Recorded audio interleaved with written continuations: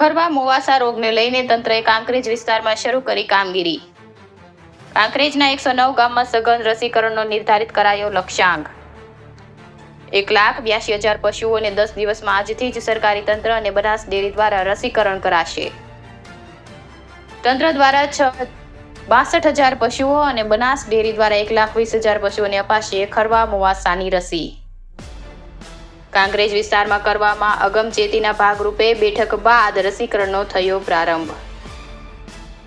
કાંકરેજ તાલુકા પશુ ચિકિત્સા અધિકારી ડોક્ટર PH બ્રહ્મભટ્ટની રાહબારી હેઠળ તેમજ પશુ ચિકિત્સા અધિકારી ડોક્ટર CN પટેલ તથા પશુ ચિકિત્સા અધિકારી પાદરડી ડોક્ટર SJ પરમારના સુપરવિઝન હેઠળ કામગીરી કરવામાં આવશે.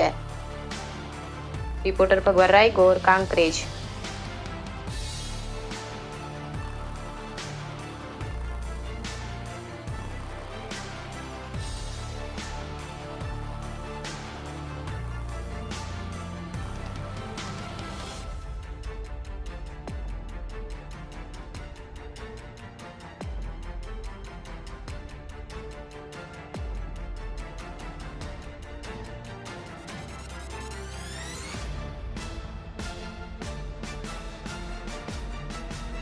આજથી ખરવાસા મોવાસા રસીકરણની કામગીરી એક અભિયાનના રૂપે ચાલુ કરવામાં આવી રહી છે.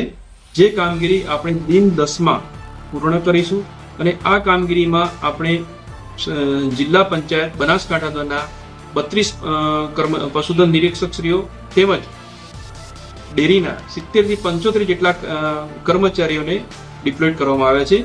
આ કામગીરીમાં આપણે ગવર્મેન્ટ કર્મચારી દ્વારા 62,000નું પશુધન કવર કરવામાં આવશે, જ્યારે ડેરીના કર્મચારીઓ દ્વારા 1,20,000 જેટલું પશુધન કવર કરવામાં આવશે.